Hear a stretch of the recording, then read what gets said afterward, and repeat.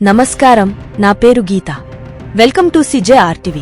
తాజా వార్తల విషయానికి వస్తే, మాజీ మంత్రి వివేకానందరెడ్డి హత్య కేసులో అప్రూవర్గా ఉన్న దస్తగిరి తండ్రిపై దాడి ఘటన కలకలం రేపింది. శుక్రవారం రాత్రి పులివెందుల సమీపంలోని నామాలగుండు దగ్గర శవరాత్రి జాగరణ కోసం వెళ్లిన దస్తగిరి తండ్రి షేక్ హాజీవలిని కొందరు అడ్డుకున్నారు. సీఎం జగన్పై పోటీ చేసేంత ధైర్యం దస్తగిరికి ఉందా అంటూ దాడికి పాల్పడ్డారని బాధితులు చెబుతున్నారు. తీవ్రగాయాలైన హాజీవలిని పులివెందుల ప్రైవేటు ఆస్పత్రికి తరలించగా అక్కడ చికిత్స పొందుతున్నాడు. ఈ ఘటనపై పులివెందుల పోలీసులకు దస్తగిరి తండ్రి ఫిర్యాదు చేశాడు.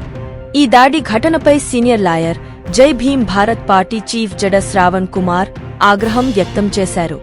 పులివెందుల నుంచి వైఎస్ జగన్మోహన్ రెడ్డిపై పోటీ చేసే మునగాడా అంటూ దస్తగిరి తండ్రిపై విచక్షణరహితంగా దాడి చేసి చంపటానికి వైఎస్సార్సీపీ కార్యకర్తలు ప్రయత్నించారని మండిపడ్డారు.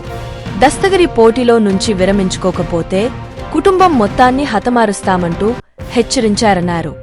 దస్తగిరి గత వారం జై భీమ్ రావ్ భారత్ పార్టీలో దస్తగిరి చేరిన విషయాన్ని గుర్తు చేశారు. దస్తగిరి అభ్యర్థిత్వంపై ఏమీ చేయలేక దస్తగిరి కుటుంబ సభ్యులపై దాడి చేయటం దారుణమన్నారు. వెంటనే దస్తగిరి కుటుంబ సభ్యులందరికీ భద్రత కల్పించాలని డిమాండ్ చేశారు. ఈ దాడి ఘటనపై 12న CBI కోర్టులో పిటిషన్ వేస్తామన్నారు.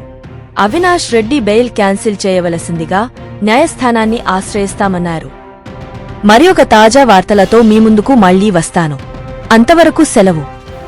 CJRTVని సబ్స్క్రైబ్ చేయండి. ఈ వీడియోను లైక్ చేయడం మరియు షేర్ చేయడం మర్చిపోవద్దు.